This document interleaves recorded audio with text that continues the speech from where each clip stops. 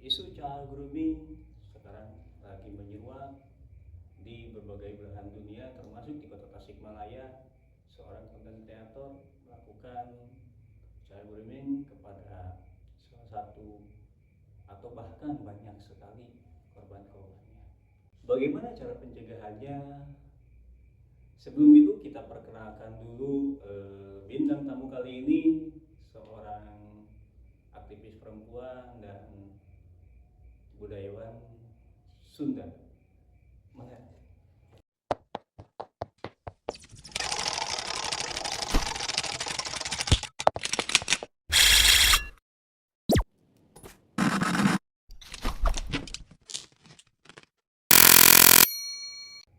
Assalamualaikum warahmatullahi wabarakatuh. Sampurasun. Balik lagi bareng gue Fikri Topik di aktivis konten dan isu child grooming sekarang lagi menyeruak di berbagai belahan dunia, termasuk di kota Tasikmalaya. Seorang konten kreator melakukan child grooming kepada salah satu atau bahkan banyak sekali korban-korbannya. Bagaimana cara pencegahannya? Sebelum itu kita perkenalkan dulu bintang tamu kali ini, seorang aktivis perempuan dan budayawan Sunda. Melihat. Hatur nuhun Fik sudah mengundang saya di podcast. Saya bingung mau nyebut sepanggilnya apa ya? Boleh Ibu Fiona, Teteh Fiona juga boleh. Karena ini di halayak umum mungkin Teteh ya. Boleh. Oke, Teh, gimana sih kabarnya Teh? Alhamdulillah baik. Alhamdulillah. Bagaimana juga dengan kabar Fik? Alhamdulillah sehat. Alhamdulillah. Nah, ini terkait isu-isu yang sedang menyeruak Teh. Ya. Di mungkin bukan hanya di Tasikmalaya ya, tapi di Indonesia pun sama gitu kan, terkait child grooming. Nah, yang pertama bagaimana bisa berperan sebagai bentuk perlindungan bagi perempuan dan anak di era digital saat ini. Nah, itu seperti apa? Oke, terutama yang terjadi pada perempuan dan anak-anak. Betul. Oke, perlindungannya itu sebetulnya harus dari semua lini, harus dari semua sektor. Nah, tapi mungkin kita ambil dari lingkungan terdekat dulu, harus dari rumah ya. Rumah dulu harus adanya sebuah edukasi mengenai ya selain tentang literasi digital, tapi edukasi tentang kehidupan itu ternyata sangat penting untuk anak-anak ya.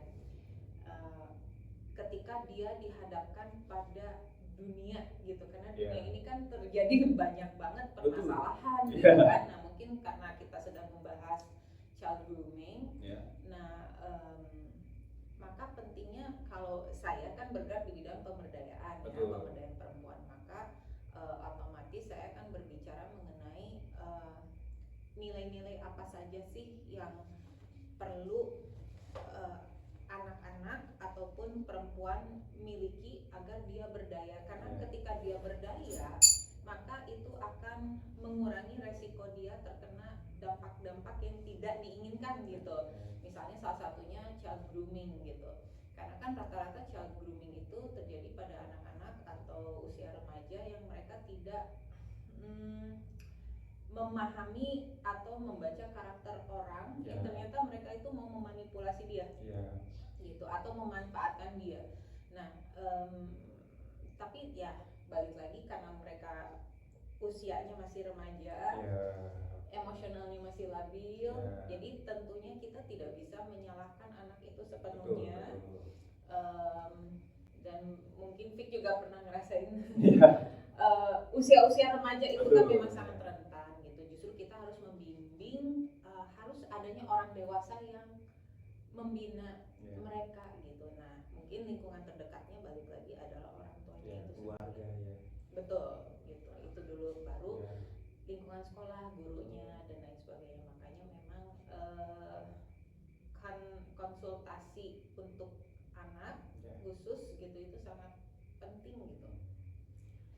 Tapi kan memang terkait hal itu kan bukan hanya kalau misalnya keluarga sudah mencoba untuk menjaga ya teh kan ataupun tapi di lingkungannya sendiri kan sekarang dengan apalagi dengan lingkungan yang digital gitu ya. Jadi harus ekstra hati-hati mungkin ya dari segi keluarga, di keluarga juga orang tuanya lah gitu. Betul. Karena kekerasan seksual itu bisa melalui digital kan sekarang ini gitu kan. Jadi memang pentingnya edukasi mengenai literasi digital terhadap anak-anak itu sangat penting. Bagaimana cara menggunakan gadget secara bijak gitu kan. Nah, bagaimana anak-anak juga tidak mesti selalu mengikuti semua macam tren juga, hal-hal yang viral dan lain sebagainya. Karena temennya posting ini lalu ikut posting itu, justru anak-anak itu harus membatasi penggunaan gadget agar dia berimbang kehidupannya. Nah, dari situ juga karena kan predator di luar sana itu kan biasanya modusnya itu meminta foto atau mengambil foto dan lalu dia ubah mungkin seperti apa, lalu mengancam anak tersebut, atau anak itu sudah terkena secara emosional dan batinnya akhirnya memaksa melalui gadget itu untuk minta foto dan lalu diancam dan lain sebagainya ya. Nah, makanya anak-anak itu memang harus dibimbing untuk bagaimana caranya bijak dalam menggunakan gadget, apalagi memposting. Nah, tapi utamanya juga bagaimana caranya gak gampang percaya orang gitu. In a good way ya, gitu. Bukan berarti negatif gitu. Cuman zaman sekarang ini kan sulit untuk memfilter orang-orang yang murni gitu kan, yang asli, yang mau berteman, bersahabat gitu. Lalu diiming-iming, misalnya contoh yang terjadi saat ini, 50.000 rupiah gitu kan, uang jajan atau misalnya apa, tapi dipacari gitu kan selama satu jam itu. Jadi, waduh, kayaknya memang butuh edukasi dulu, pendekatan kepada usia-usia remaja yang memang masih pada rentan, yang gimana sih, kan kalau usia-usia remaja tuh kayak gue mau ngikut tren ini, dia populer ya gitu kan. Kalau populer tuh cenderung dia apa ya, ada rasa daya tarik tersendiri mungkinnya, sehingga bagaimana terbutakan lah dalam hal-hal itu. Nah, gimana caranya usia remaja itu nafsu egonya itu enggak inilah harus berimbang. Berarti tetap harus dilandaskan dengan keagamaan dan kebudayaan juga mungkin gitu ya. Tentu. Kebudayaan dan keagamaan itu kan harus selaras gitu. Makanya pendidikan kebudayaan dan juga agama itu memang harus diterapkan dari kecil gitu kan. Kalau dari lingkungan kebudayaan itu sendiri kan sebenarnya gini, kearifan lokal itu kan memang sudah ada di leluhur gitu kan, zaman-zaman leluhur. Cuman masalahnya juga kebudayaan di era sekarang juga memang menjadi PR kita bersama agar bisa hidup. Karena dengan hidupnya kebudayaan, kearifan lokal, maka kita punya sebuah ketahanan, yaitu ketahanan budaya. Maka predator-predator itu sendiri pun sulit untuk merasuki jiwanya, mentalnya mungkin ya, karena dia sudah punya patokan hidup gitu. Dan ada sisi idealismenya mungkin ya. Betul. Jadi agar tidak tergoyahkan dari apa yang sebutnya ya, ancaman-ancaman dari luar atau rayuan-rayuan dari luar. Iya. Apalagi rayuan-rayuan gombal. Ini kan teman-teman terjadi kan bukan hanya kepada wanita saja, tapi laki-laki pun banyak yang terkena gitu kan. Banyak juga, saya pun pernah mengalami hal itu gitu kan, mengalami hal ada satu ya pengen kenalan dan lain-lain dari laki-laki gitu kan. Nah, ini tanda-tandanya nih Teh, tanda-tanda awal interaksi tidak sehat di medsos yang perlu diwaspadai tanpa menyalahkan korban itu seperti apa? Oke, tanda-tanda awal interaksi tidak sehat di media sosial.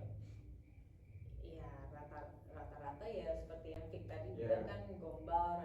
pendekatan-pendekatannya itu macam-macam ya. Betul. Gaya komunikasinya ada yang memang singkat saja karena Ya. dia merasa punya kuasa atau Oke. power, mungkin dari segi popularitas, segi Ya. followers yang Ya. banyak gitu kan. Orang selalu biasa lihat, wow dia lumayan ya gitu. Jadi dengan dia rayuan pendeknya aja udah bisa memikat misalnya. Tapi kalau misalnya kita sudah punya keutuhan diri atau misalnya kesejatian diri gitu kan, memahami diri kita ini siapa, kita utuh, terintegritas, berdaya gitu. Jadi kita mampu membaca setiap bentuk komunikasi yang diarahkan dari pihak dia gitu kan. Misalnya mau itu bentuk rayuan atau perkataan pendek, kita langsung bisa menilai ini mau apa. Anda komunikasi seperti ini tujuannya apa. Nah kita justru lebih tegas. Ketika kita lebih tegas atau kita lebih punya ketahanan yang kuat gitu kan, otomatis lama-lama dia mau terus komunikasi sama kita kan, lama-lama dia juga mundur. Segan. Betul, segan. Ya minimal kayak simpel-simpelnya teman-teman, lu urusan sama gue itu personal atau profesional, mungkin seperti itu ya. Gitu kan, apalagi kalau jelas. Ya kalau konten kreator mengajak seperti itu kan bisa dijadikan sisi profesionalnya ada gitu ya. Untuk salah satunya untuk mengatasi child grooming yang terjadi sekarang gitu ya. Iya, betul. Dan memang kalau child grooming itu karena kalau misalnya udah child grooming berarti kan ada korbannya. Nah, kalau misalnya justru kita harus fokus juga sama korban. Kalau misalnya penanganan predator biasanya sama pihak yang berwajib sudah kita percayakan. Tapi justru kasihan yang anak-anak ini, korban-korban ini. Nah, kita harus jaganya itu misalnya gini, di lingkungan sekolahnya itu dia juga aman atau tidak. Guru-gurunya, teman-temannya ngebully dia apa enggak akibat dari child grooming itu. Nah, kita harus jaga mentalnya karena dia pasti punya masa depan yang begitu panjang. Dan dia pasti terguncang lah mentalnya gitu ya, secara psikologinya gitu kan. Kalau misalnya lingkungannya sehat kan kita juga ikut tenang gitu. Nah, katakanlah yang case yang terjadi di Tasik saat ini gitu kan, ada kurang lebih 10 korbannya. Kurang lebih. Nah, itu bagaimana tuh kesehatan mentalnya gitu. Nah, itu harus ditangani oleh siapa? Tapi kita juga sebagai masyarakat Tasikmalaya juga harus ikut menjaga dan melindungi korban itu sendiri, mungkin dengan cara udahlah nggak usah terlalu diumbar-umbar. Toh sudah ditangkap misalnya dari sini kita sudah case close, malah kita harus lindungi ini jangan sampai traumatik karena kita butuh loh sosok ini kan korbannya perempuan semua. Berarti perempuan-perempuan ini gimana nih supaya berdaya? Ini anak usia segitu aja udah dihancurin dayanya. Nah, sementara masa depan masih jauh, dia juga belum mencapai cita-citanya, dia juga harus belajar. Nah, bagaimana kita bisa memberikan impact positif kepada dia supaya dia ayo gitu bangkit gitu. Mudah-mudahan dia bisa jadi perempuan yang tangguh gitu. Betul, mudah-mudahan ya. Nah, bagaimana nih Teh cara menciptakan lingkungan yang aman agar perempuan berani berbicara ketika merasa tidak nyaman? Berarti maksudnya gimana caranya perempuan itu berani untuk bicara gitu ya. Nah, memang yang saya perhatikan untuk di Tasikmalaya ini masih perempuan-perempuan kan masih belum pada punya nyali atau berani untuk speak up, untuk bicara, untuk mewakili hati nuraninya sendiri gitu. Padahal hati nuraninya itu kan mahal sebetulnya. Justru harus diekspresikan, apalagi itu tujuannya untuk kebaikan ke depan dan lain sebagainya, bermanfaat dan berguna untuk baik untuk dirinya, keluarganya dan lingkungannya. Memang step by step karena apalagi kalau kita bicaranya dari usia muda. Nah, karena pemberdayaan itu memang cocoknya di usia-usia misalnya SMP menuju SMA lalu sampai kuliah dia lulus nih, dia mau ngapain karena kestabilan emosi itu kan memang masih labil. Nah, justru dari situ memang harus dibimbing, diguide, dibina, diberdayakan sehingga suaranya menjadi matang. gitu. Jadi dia berani speak up, berekspresi. Nah, gimana caranya dia bisa berekspresi? Dia harus punya kekuatan diri dulu.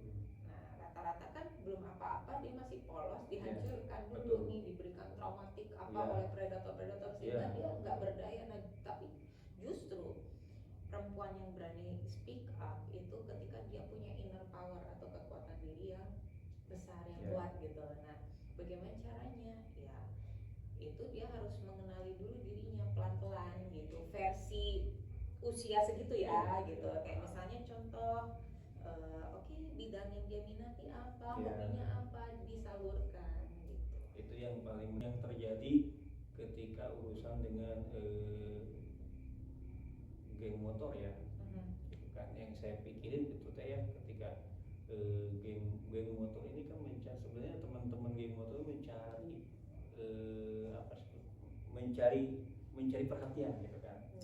Gitu kan. Nah, makanya ketika lapangan hobinya tidak tersalurkan, otomatis kan mencari hobi yang lain.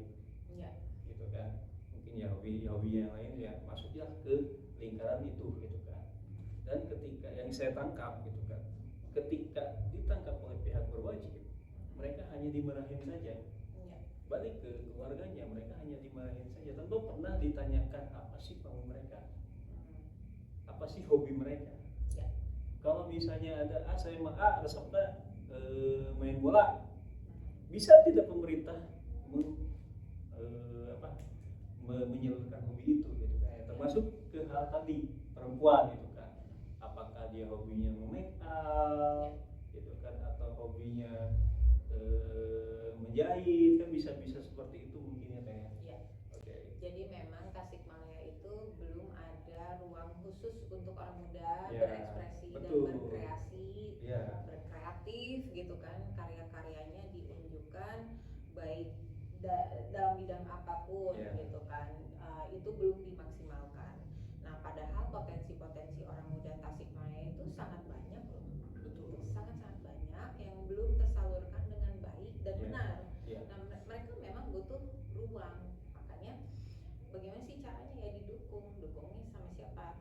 Kalau nggak dari lingkungan keluarga karena keterbatasan mungkin gitu kan, ya memang pemerintah itu memang harus wajib untuk mendukung, ya betul, hadir untuk memajukan orang muda, karena kan generasi Tasikmalaya ada di tangan-tangan mereka. Gitu.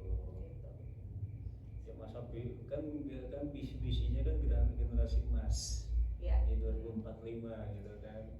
Ya pemerintah dan semua, mungkin bukan hanya pemerintah aja sih ya Teh, semua stakeholder dari pemerintahan sampai masyarakat itu harus benar-benar saling menjaga dan saling mendukung gitu kan, supaya tercapainya generasi emas di 2045. Nah Teh, yang terakhir nih, ada langkah sederhana nggak nih namun nyata yang bisa dilakukan perempuan dan keluarga untuk melindungi anak di ruang digital? Di ruang digital. Oke, apa saja gitu ya? Supaya terlindungi. Betul. Oke. Yang pertama memang harus adanya hubungan yang sehat dulu. Jadi anak itu perempuan ataupun orang muda ataupun anak-anak itu sendiri memang harus memiliki lingkungan yang sehat dulu. Nah, itu dimulai dari mana? Balik lagi memang dari rumah itu sendiri. Dan penggunaan gadget itu kan yang memonitor utama dan yang memantau kan memang orang tua dulu gitu kan. Baru kalau misalnya dia punya kakak adik, ya kakak adiknya saling mengawasi gitu ya. Tapi memang peran orang tua itu sangat penting gitu kan. Sangat penting sekali itu dulu. Lalu yang kedua memang pengembangan diri itu memang harus di usia-usia muda gitu kan. Dimulai dari SMP. Nah, pengarahan di SD itu memang banyaknya di rumah sebetulnya sama lingkungan sekolah. Tapi kalau misalnya pengembangan diri biasanya SMP, SMA itu sudah disediakan dari sekolah kan, biasanya ada apa namanya? BK. Model BK, bimbingan konseling, psikologi, betul, bimbingan konseling sebenarnya sangat penting itu. Cuman kadang-kadang disepelekan kan. Gitu. Di usia seperti itu justru bimbingan konseling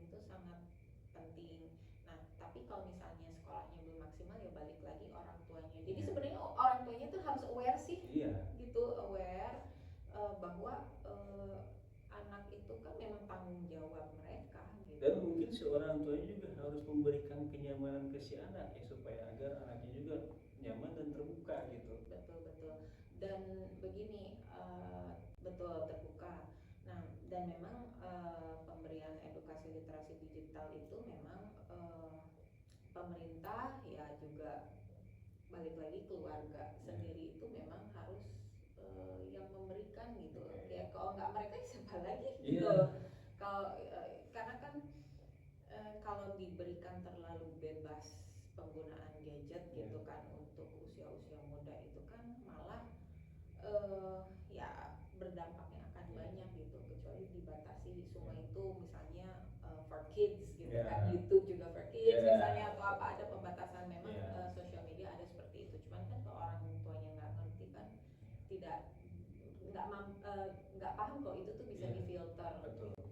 Jadi apalagi kan orang tua kita juga kan masih ada yang apa ya sebutnya ya, kurang memahami juga kan terkait digital. Nah, selain itu kan kalau misalnya orang tuanya paham itu kan bisa mengarahkan distraksi anak nggak ke gadget tapi misalnya ke hal yang kreatif. Betul. Mungkin bahasanya tradisional ya, kreatif fun kan bisa dengan main ke alam atau main bola atau main, jadi benar-benar hobi gitu yang disalurkan mungkin seperti itu supaya dia tidak terperangkap dalam dunia internet yang bisa saja predator itu hadir dalam bentuk melalui sosial media apapun gitu. Seperti itu. Ya kan kalau dulu zamannya generasi milenial atau generasi Z awal gitu ya. Kan ada kalau cewek itu suka main BP-BP-an gitu. Iya. Atau main congklak gitu kan. Iya. Itu mungkin bisa jadi salah satu solusi juga ya kayak. Bisa. Karena kan kalau misalnya permainan tradisional itu sangat menyentuh emosionalnya, spiritualnya gitu kan, physically itu interaksi juga terjadi langsung gitu. Jadi pertemanan persahabatan itu terjalin dengan alamiah gitu. Jadi membangun rasa kepercayaan terhadap diri sendiri dan juga teman-temannya gitu. Nah kan kalau misalnya melalui digital kan pertemanan kan kita nggak tahu, kita tidak bisa melihat langsung, berkomunikasi langsung, bersentuhan, karena kan bentuk komunikasi itu banyak. Misalnya nonverbal, verbal, terus kemudian dari jarak begini aja kita bisa mengartikan sebuah komunikasi. Nah kalau misalnya semua kita membangun pertemanan melalui digitalisasi, jadi itu agak membingungkan. Kita tuh jadi kayak robot. Hati itu tidak digunakan, padahal Tuhan itu memberikan jawaban kan ke hati semua. Gitu. Dan akhirnya kan jadi tidak tahu karakter dan sifat aslinya gitu ya. Enggak. Jadi pembacaan psikologis juga tidak terasah secara alamiah tadi. Oke teh. Katanya juga teh sekarang selain di pemberdayaan perempuannya teh aktivis ini menjadi ketua FSP Parekraf. Nah itu apa teh? Oke. FSP ini adalah Federasi Serikat Pekerja dan kami ini fokusnya di bidang parekraf, yaitu pariwisata ekonomi kreatif. Jadi kita di sini hadir untuk masyarakat Tasikmalaya, baik di kota atau kabupaten, para pekerja yang ingin terlindungi gitu kan. Lalu ingin, ibaratnya gini, kami hadir untuk mensejahterakan para pekerjanya semampu kita, semaksimal mungkin supaya mereka bisa hidup lebih baik ke depannya gitu. Nah cara-caranya apa? Kita akan berikan perlindungan secara hukum, kita bisa bantu untuk memberikan perlindungan secara kesehatan mungkin, dan mungkin kebutuhan-kebutuhan lainnya. Nanti kan di kedepannya pasti akan ada namanya pelatihan mungkin gitu kan. Program-programnya Betul, ada programnya ke depan yang saat ini kita sedang susun, kita sedang rencanakan gitu. Jadi kita juga ingin dengan hadirnya FSP di bidang parekraf ini, dunia kan kalau misalnya pekerjanya sejahtera kan otomatis kepariwisataan Tasikmalaya juga sehat gitu kan, baik, dan kedepannya mudah-mudahan bisa memacu daya tarik wisata begitu. Kalau pekerjanya pada sejahtera gitu kan. Karena kalau sejahtera pasti kan logikanya juga bagus gitu ya. Iya, betul. Sejahtera secara psikologi, sejahtera secara pemikiran juga gitu ya mungkin teh ya. Karena kan kalau misalnya hak-haknya tidak terlindungi kan otomatis akan mempengaruhi Iya, kerjanya. Nah betul. kalau misalnya kerjanya tidak baik kan otomatis daya pariwisata Tasikmalaya juga menurun kan. Iya. Nah itu gimana caranya kita justru membangun membantu pemerintah, kita hadir untuk mendorong kepariwisataan dimulai dari mana SDM-nya dulu. Makanya SDM-nya ini para pekerjanya itu kita bantu lindungi kebutuhan hak-haknya ataupun ya bagaimana caranya pekerja ini diutamakan kualitas well-being-nya gitu. Nah buat teman-teman juga yang misalnya pengen tahu secara lebih lanjut terkait FSP Parekraf itu seperti apa, bisa follow Instagramnya FSP Parekraf PC Tasikmalaya Raya.